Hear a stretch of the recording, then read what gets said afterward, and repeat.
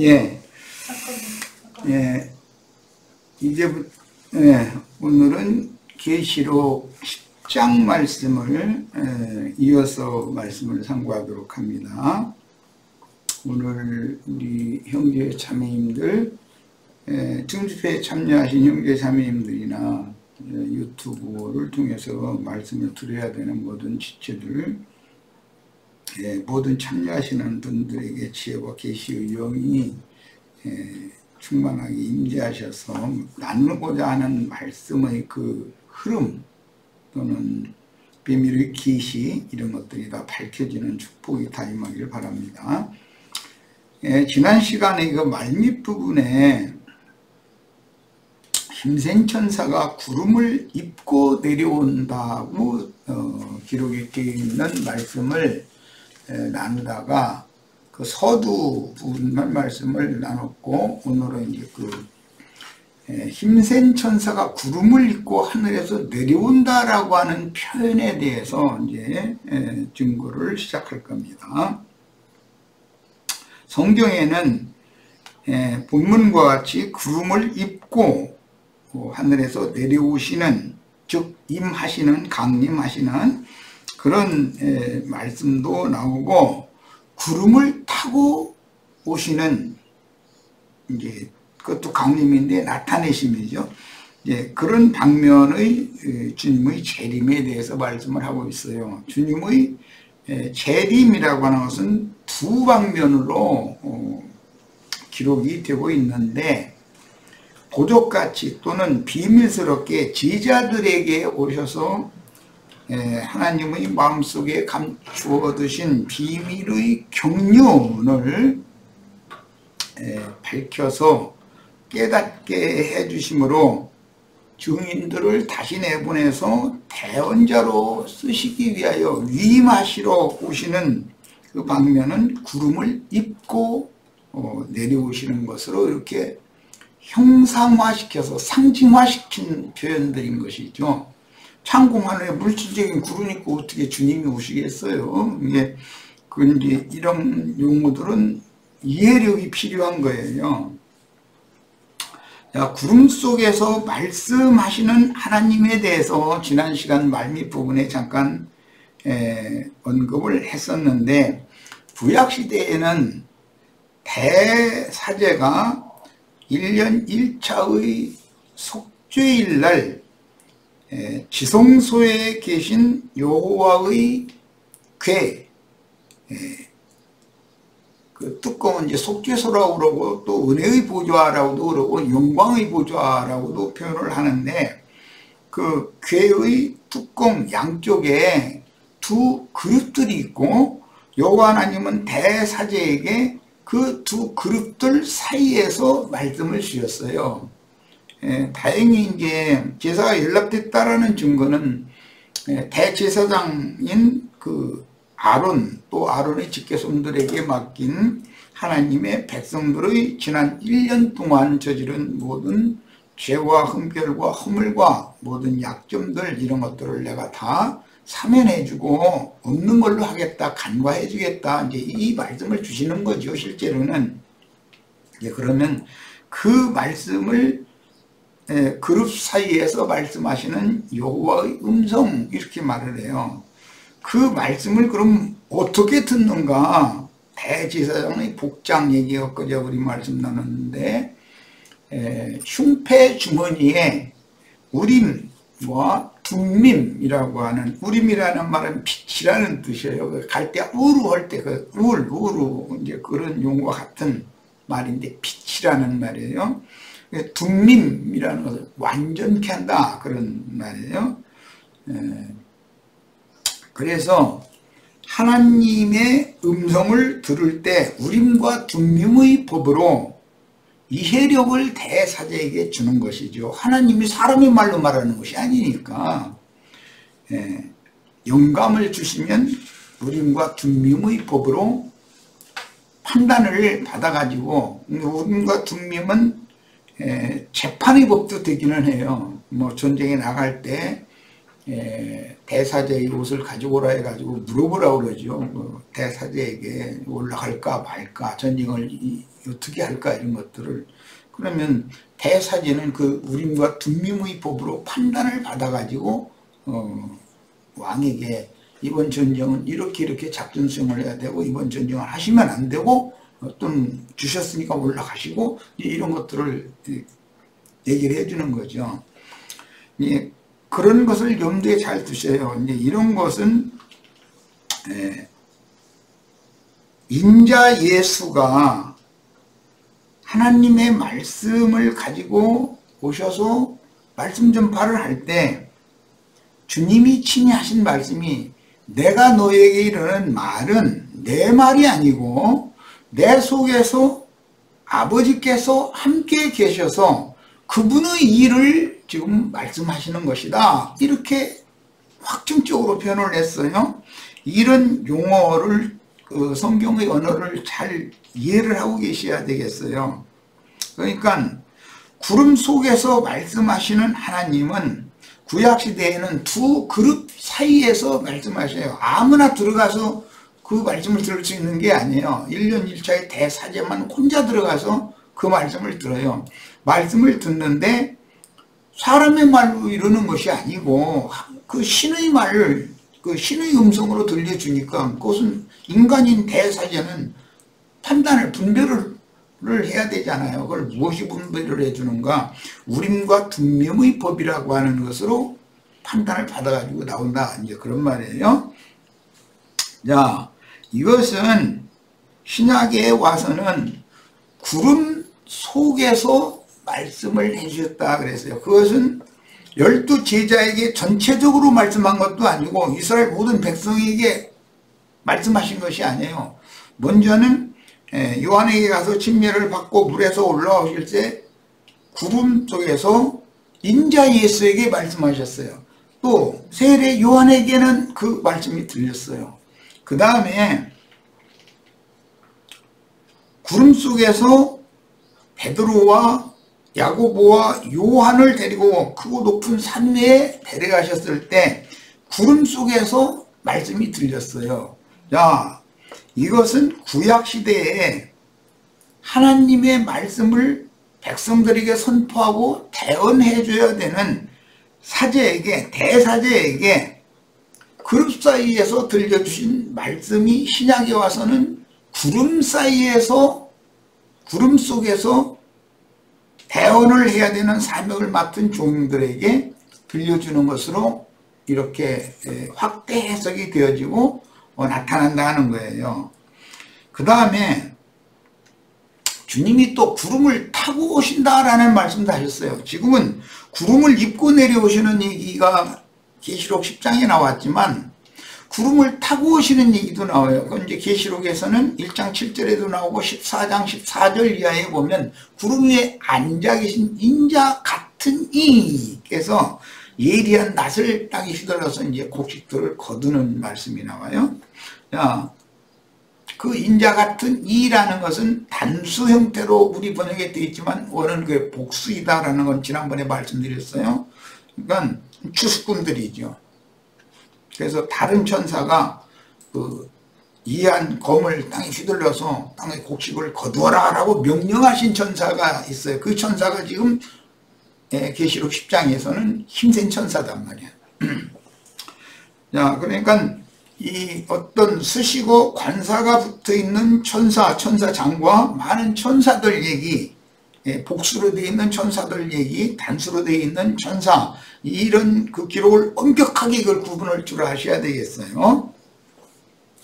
자, 구름을 타고 오시는 주님은 어떤 주님인가? 인자 같은 이들이란 말이야. 예리한 낫을 가지고 있는 자들이에요. 그러면 그들이 가지고 있는 예리한 낫은 구름을 입고 내려오시는 힘센 천사가 주신 구름 속에서 들려주신 계시의 말씀을 말하는 것이다 이 말이에요. 그 계시의 말씀을 맡은 종은 또 나가서 대언을 해야 되는 사명을 받고 있기 때문에 그들이 하는 말을 대언의 영이다. 이렇게 계시록 저 뒤에 21장 후반부에 19장이 나오지. 이렇게 21장에 나오는구나. 예, 그 대언의 영, 그들은 선지자들의 영의 하나님이 함께 하시는 사람들이다라는 거예요. 이런 성경의 그 표현법에 대해서 꼭 이해가 있기를 바라고, 구름을 타고 오시는 주님은 사실은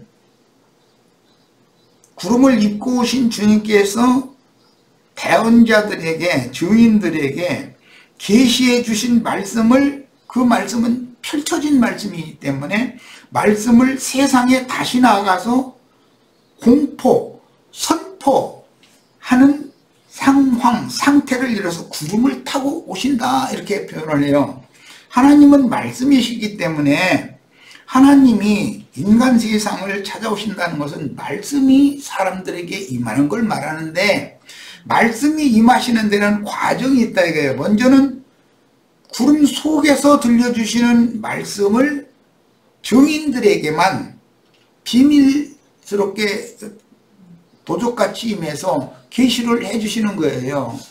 그러면 증인들은 분별력을 가져야죠. 그것은 우린과 중용법을 완전하게 자기 것으로 소화할 수 있어야 된다는 거예요.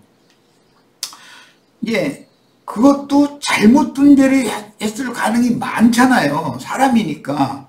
신은 영적인 말을 하고 사람은 인간의 말을 하는 건데, 사람들에게 이것을 신의 음성 말씀을 인간들에게 들려줘야 되잖아요. 그래서 그런 통로가 필요하다는 거예요. 신과 긴밀한 교통이 되는 어떤 교웅들을 주님이 찾아오셔서, 도적같이 찾아오셔서 그에게 성경의 모든 내용들을, 펼쳐진 내용을 먹여주신다 이거예요. 그러면 그게 그룹 사이에서 들려주신 말씀을 받은 거예요. 그러면 대사제가 그것을 무딘과 둠밈의 법으로 분별을 정확하게 한 다음에 성전 이스라엘이 뜰에서 지금 축복을 받기 위해서 대기하고 기도하고 분향하고 있는 백성들에게 나와서, 나올 때는 이제 사제의 복을 벗고 일반 평상 백성들을 만나야 되니까 평상복을 입고 거기서 손을 들어서 축복을 해주는 거예요. 그러니까 예수님이 이 땅에 오셨을 때 평상복을 입고 축복을 해줬다라는 말은 사람의 모습으로, 죄 있는 육신의 모습으로 사람들과 접촉을 했다 이거예요. 세리와 장교와 보던 죄인들과 그냥 친근한 그런 친구처럼 이렇게 한 거예요.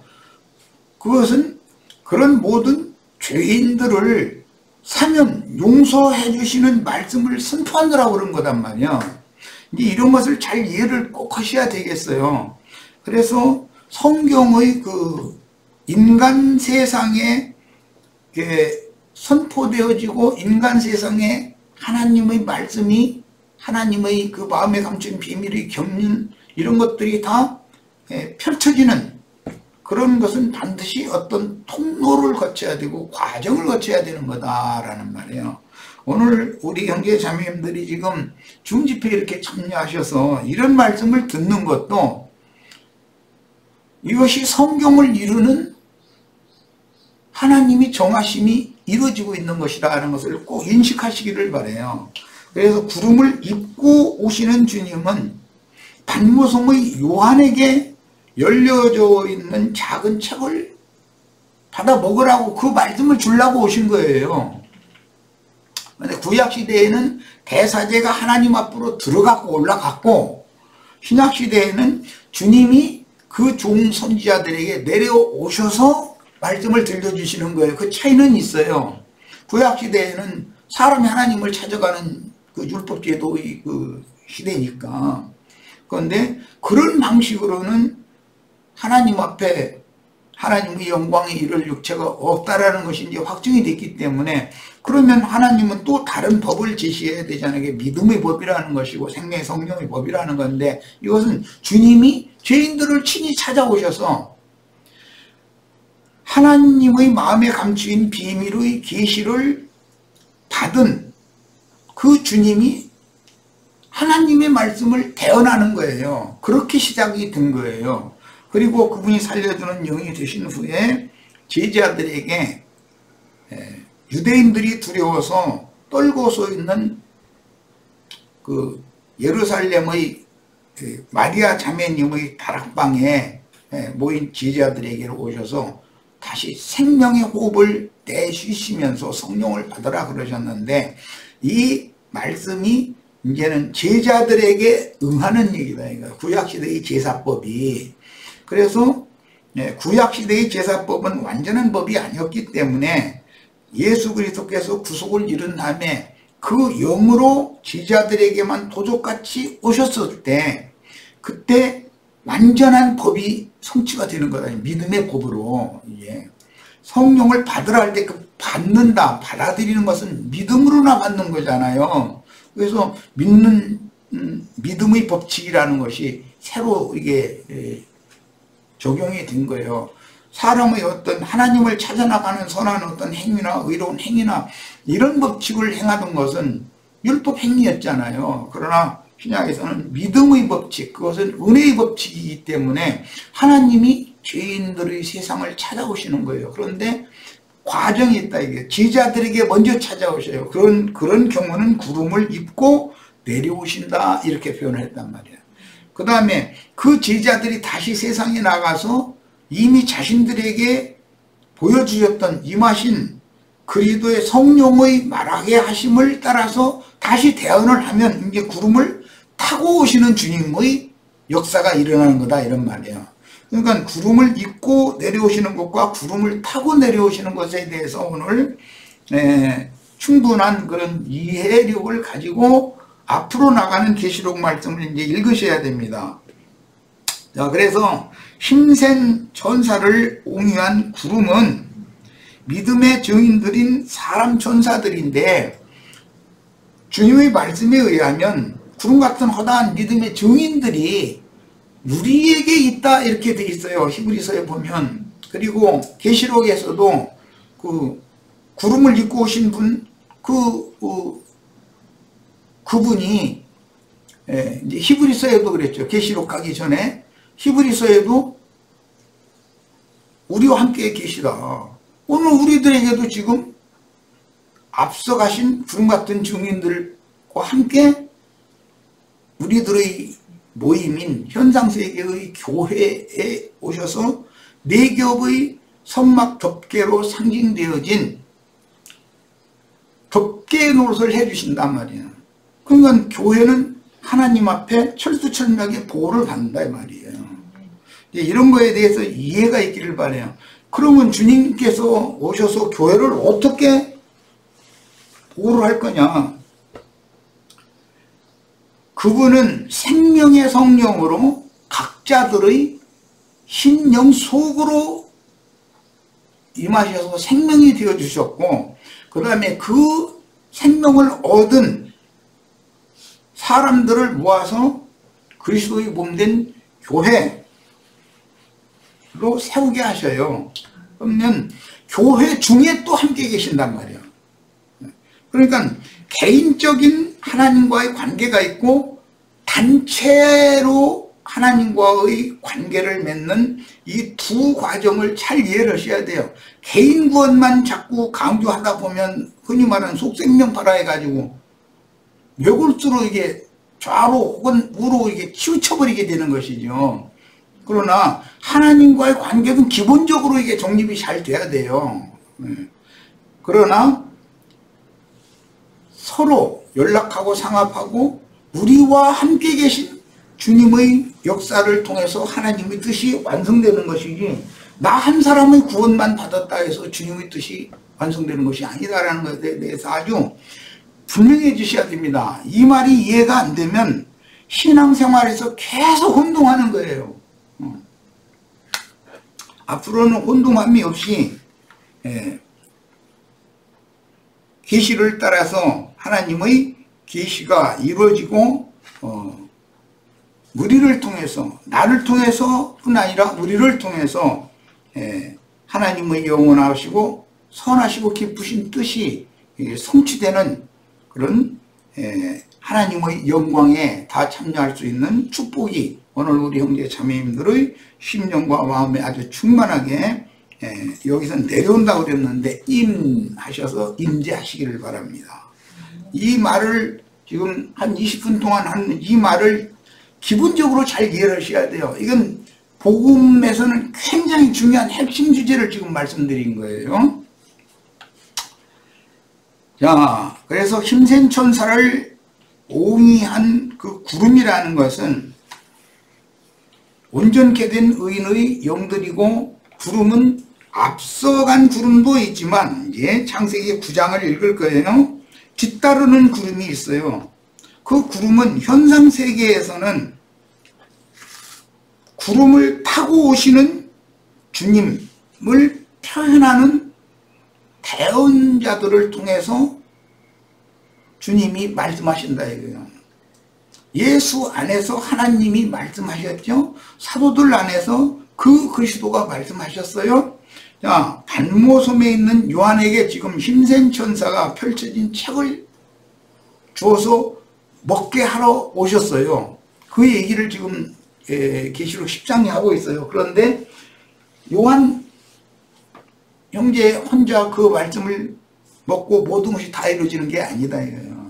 이제 앞으로 나가는 말씀에 보면 그 말씀을 받아 먹으라고 해놓고 나서는 이 말씀을 기록하지 말고 봉함해둬라, 또 이렇게도 말씀하셨어요. 그러니까 요한이 받은 말씀을 증거하고 대언하러 보냄을 받은 것이 11장에 나가 이제 두 증인이 된 건데, 야, 그 두 증인들의 사역이라는 것은 반모섬의 요한 이후로 매 세대에 계속된다 이 말이에요. 그러나 오늘 우리는 마지막 한 시대를 종결하는 시대에 있기 때문에 그 모든 말씀이 이제 일곱 나팔을 동시에 불고 무장한 군인들이 나팔 잡은 자들이 앞에 나가서 이 큰 성을 하루에 한 바퀴씩을 7일 동안을 계속 도는 거예요. 그것은 상징이요. 실제로는 6일 동안 돌았었죠. 그러다가 그때는 들리지도 않고 큰 소리를 외치지도 말라 그랬어요. 그러나 제7일 날은 하루에 7번을 돌고 7 나팔 받은 제사장들이 7 나팔을 한꺼번에 불어버리는 거예요. 그리고 모든 백성들은 한꺼번에 외치는 거예요. 그러면 성이 무너진다 이랬어요. 자, 이런 구약성경의 예언이 어떻게 오늘날 우리들에게 이것이 적용이 될 것인가? 왜 하루에 한 바퀴씩만 돌고 소리를 크게 내지 말라고 했을까? 이것은 하나님의 비밀의 경륜이 이루어지기까지, 즉 이방인의 때가 차기까지, 이방의 충만함이 차기까지는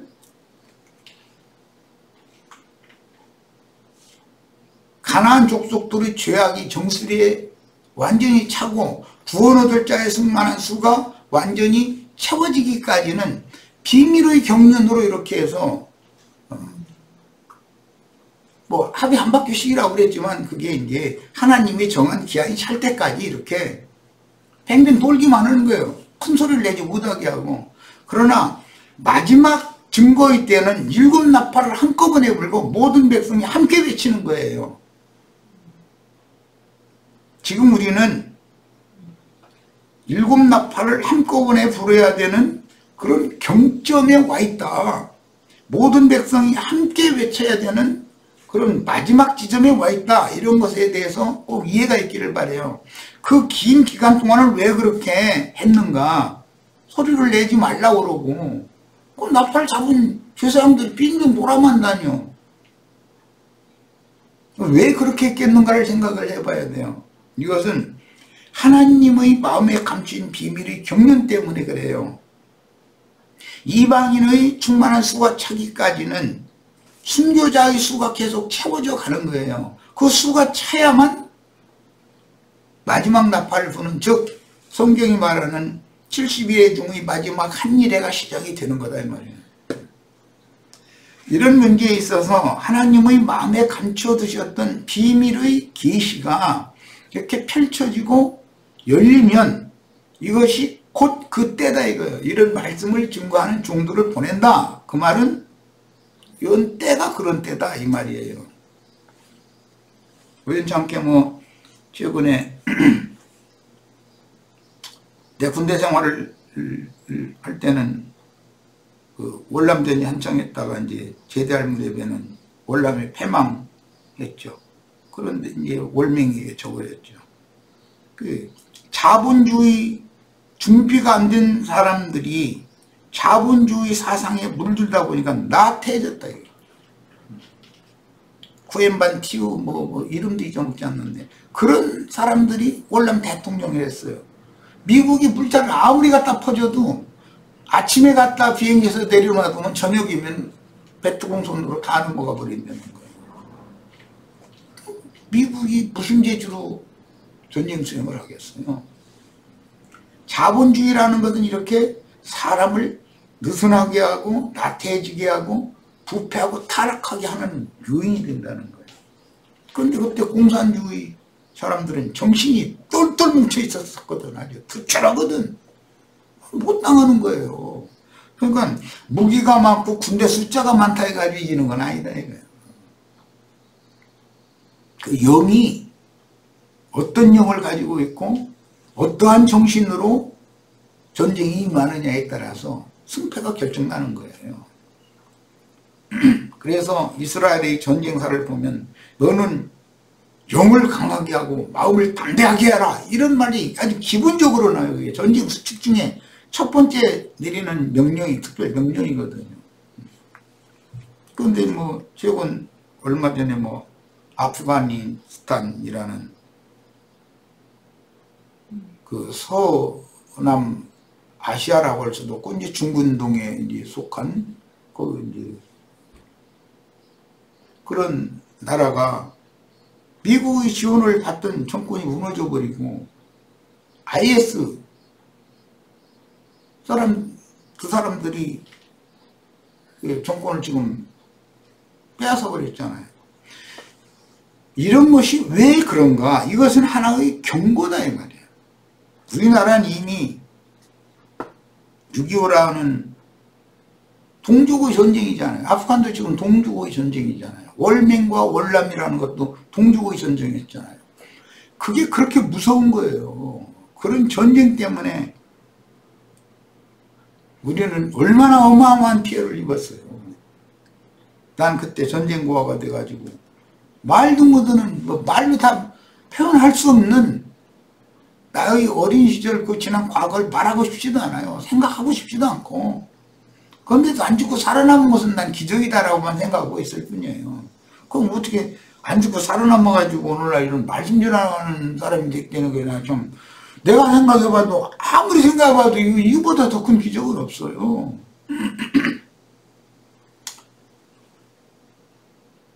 그런데 그렇게 국지적이고 부분적인 전쟁이 확대되어져서 전 세계를 파멸시키는 그런 전쟁으로 한 시대를 마감할 수가 있다는 걸 꼭 아셔야 돼요. 그 국지전 이것이 하나의 경고일 뿐인 것이에요. 첫째는 하나님의 심판 도구로 첫째는 온역이에요. 온 땅에 온역을 돌게 하는 거예요. 그 다음에는 대기근을 보내는 거예요. 두 번째는 단계는 당연히 기근이 와요. 그 다음에 천재지변들이 막 사방에서 막 일어나요. 마지막에는 민심이 그런 두 단계로 지금 민심이 극도로 흉흉해져요. 그러면은 짐승의 이제 포악한 발톱을 막 사방에서 드러내기 시작하면 물고 먹기 시작하면 세계 대전이 되는 건 당연한 거예요. 이런 것이 하나님의 우주를 경영하는 하나님의 질서다 이거예요. 이런 거에 대해서 꼭 이해가 있기를 바라고 오늘 계시록 10장 말씀 중에서 힘센 천사가 구름을 입고 하늘에서 내려왔다. 이 말이 정확하게 이해되시기를 바라요. 구름 속에서 말씀을 사명을 맡은 자에게 주셔서 계시를 증인들에게 열어준다 이 말이에요. 열린 작은 책을 가지고 먹여주러 구름 속에서 힘산천사가 내려왔다고 이렇게 해놨어요. 이런 말들은 사람의 어떤 관념을 통해서 기독교계의 신학 지식을 통해서 해석할 수 있느냐? 그게 해석이 안 되는 거예요. 물질적인 세계에 관한 그런 얘기가 아니잖아요.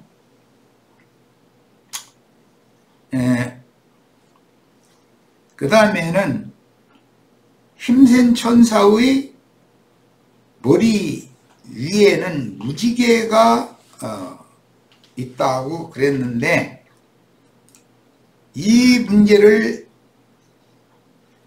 힘센 천사를 옹이한 구름, 그 구름 속에서 말씀하셨다고 그랬는데 구름 사이에 무지개를 두시는 말씀을 이제 읽고 올 거예요. 창세기 9장을 본인들이 성경으로 다 펴도록 합니다. 창세기 9장을 펴니다.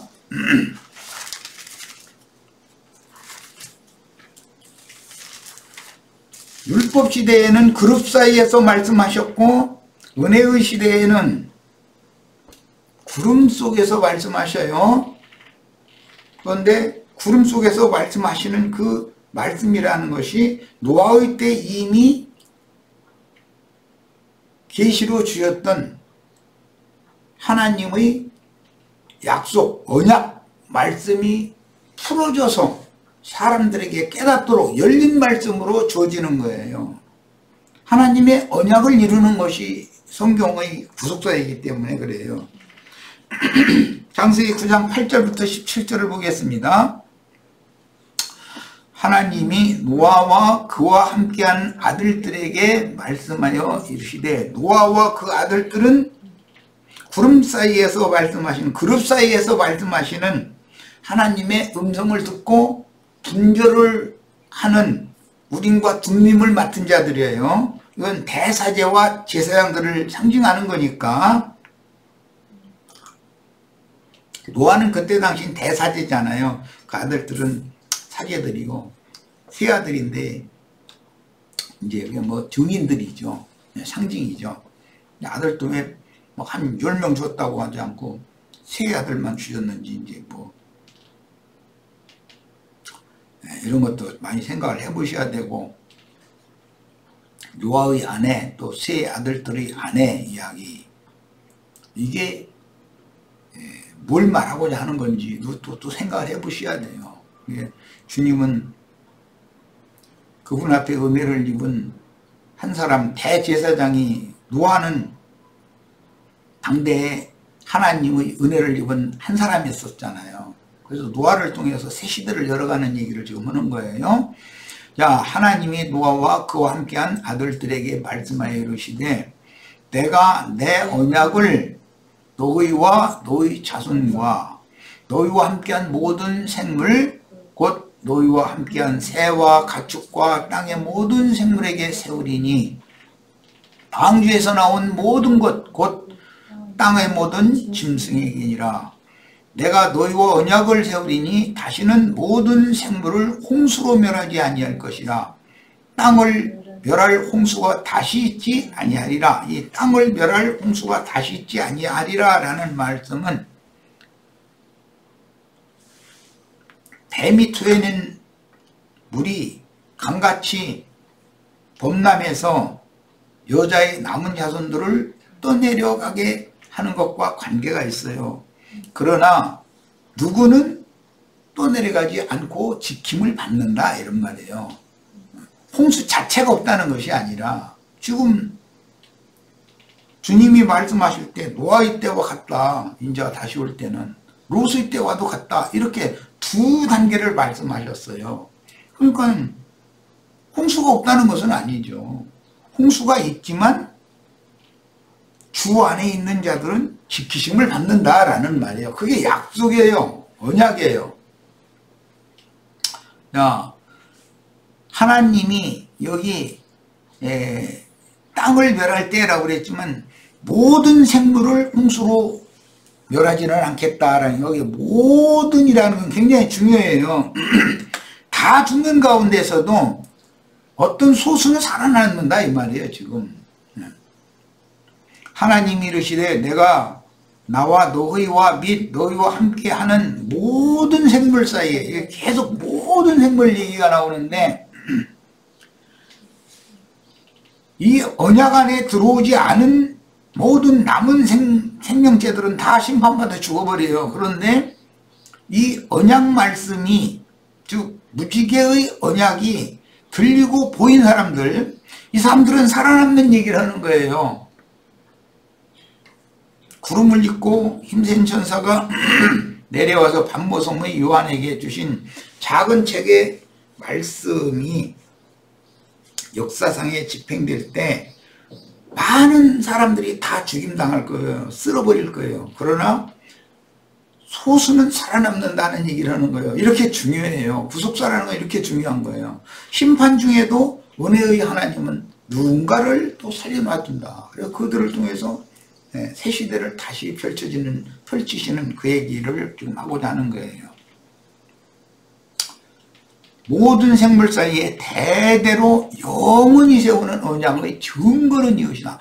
그럼 이 언약, 심판하실 때 죄악이 관영하고 죄악이 차면 심판의 때가 오게 마련인데, 그렇다 할지라도 그 중에 살아남을 자가 있다는 거예요. 이건 계시록 22장 끝에 보면 거룩한 자는 그대로 의를 행하고 속되고 악한 자들은 그대로 그 길로 그냥 가게 놔두어라 그래요. 그럼 그게 뭔 뜻이에요? 딱 분별시켜버린다는 말이잖아요. 오늘 이 시대에 우리는 이런 말씀에 대해서 경각심을 가지고 들으셔야 되겠어요. 내가 내 무지개를, 힘센 천사의 머리 위에 있던 그 무지개라는 건 여기 여호와의 무지개예요. 여호와의 무지개는 곧 언약의 증거다 이 말이야. 이게 내 무지개를 구름 속에 두었나니, 여기에서부터 구름 속에서 하나님의 말씀이 들리는데 이게 언약의 말씀이다 이거예요. 심판이 임박했지만 이런 소수는 살아남는다 라는 하나님의 약속이 선포되는 거예요. 그 약속을, 이 약속의 계시를, 하나님 마음에 감춰진 비밀의 경륜을 반모섬의 요한에게 열린 책으로 줬어요. 그런데 그때 당시 2000년 전에 요한이 그것을 다 공포를 한 것이 아니에요. 기록하지 말고 인봉해 두라고 돼 있어요. 그러니까 매 세대마다 부분적으로 증거를 했어요. 하루에 한 바퀴씩 여리고성을 도는 거예요. 왜 그러느냐? 하나님의 마음에는 때와 기한이 정해져 있기 때문에 그렇다 이거예요. 그 때와 기한이 차야 일곱 나팔을 불어서 이 무지개 언약의 말씀을 한꺼번에 공포하는 그런 종들을 파송하게 된다, 그런 말이에요.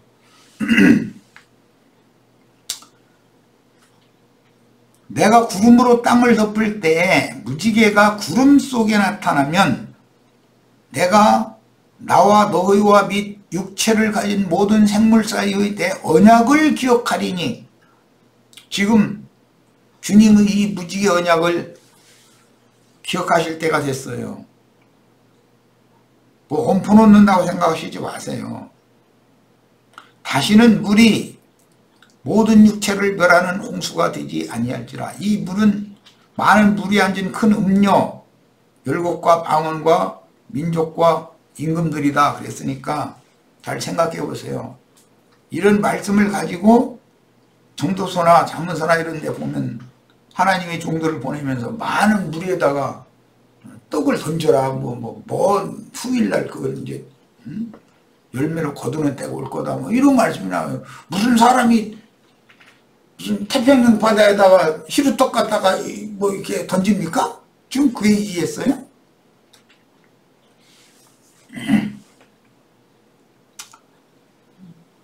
내가 구름으로 땅을 덮을 때 무지개가 구름 속에 나타나면 내가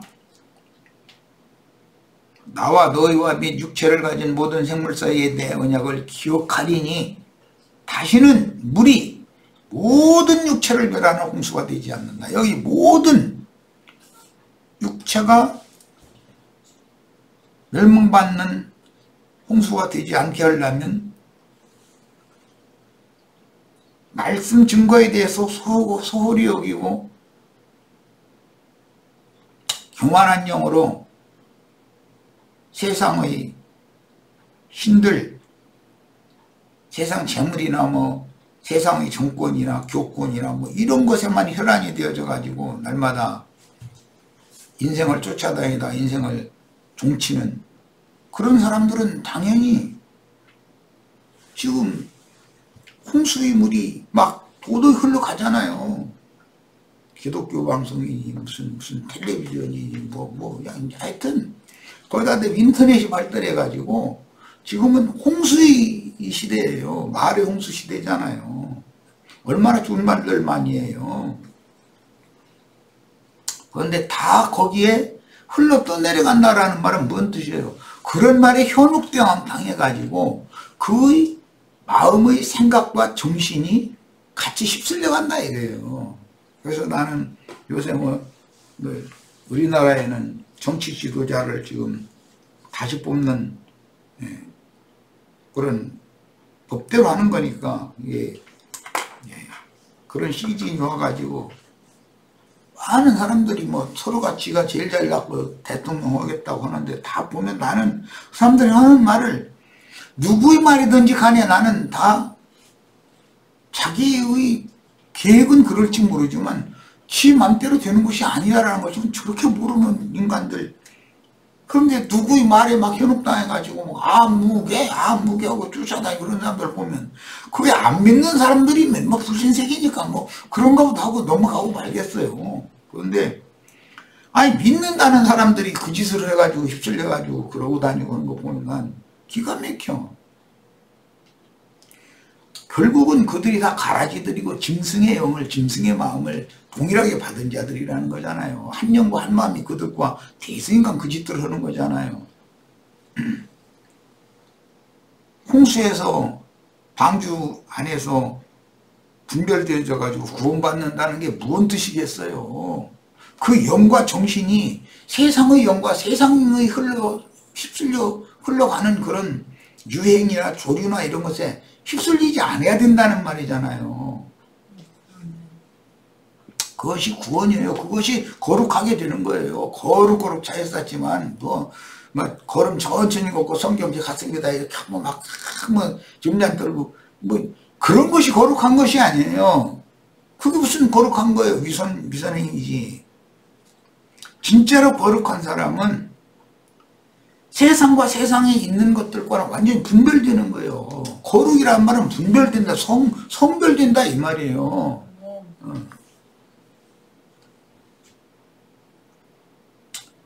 모든 육체를 멸하는 홍수가 되지 아니할지라 무지개가 구름 사이에 있으리니. 엊그제 내가 이걸 읽었는데 구름 사이에 라는 말은 앞서가는 구름이 있고 뒤따르는 구름이 있고 두 구름 사이를 무지개로 연결을 해놓는 모습으로 지금 형상화시켰다라는 말이잖아요. 내가 보고 나 하나님과 모든 육체를 가진 땅의 모든 생물사의 영원한 언약을 기억하리라. 이 무지개가 나타나야 하나님의 약속이 실현되는 거예요. 하나님이 내가 모든 사람을 한꺼번에 물로 쓸어버리고 이제 사실은 뱀의 동물인데 쓸어버리고 심판하는 게 아니고 그 중에서도 큰 강 유브라데나 그 다음에 애굽의 하숫물에서 어떤 무리는 내가 건져내겠다라는 약속을 기억한다 이거예요. 다 쓸어버리고 싶어요 하나님께서는. 그러나 육체가 된 사람은 어릴 때부터 그 마음의 계획과 생각하는 것이 항상 악해. 그런데 아무리 매질을 하고 심판을 하고 어떤 표적을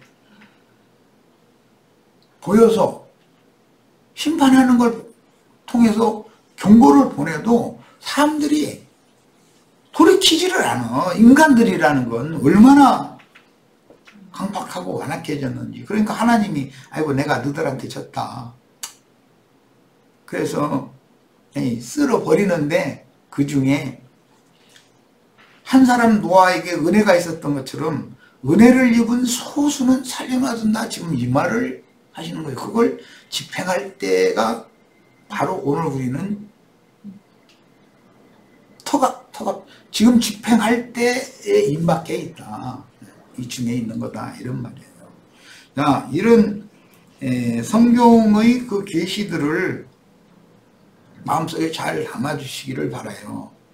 이런 계시가 불분명하면 앞으로 나가는 11장 이후의 말씀을 형제 자매님들에게 함께 같이 말씀을 강론하고 중거할 방법이 없어요. 아무리 형제 요한이 열린 말씀을 받았는데 공함에 두라고 그랬으니 혼자 7나팔을 다 부르라는 건 아니잖아요.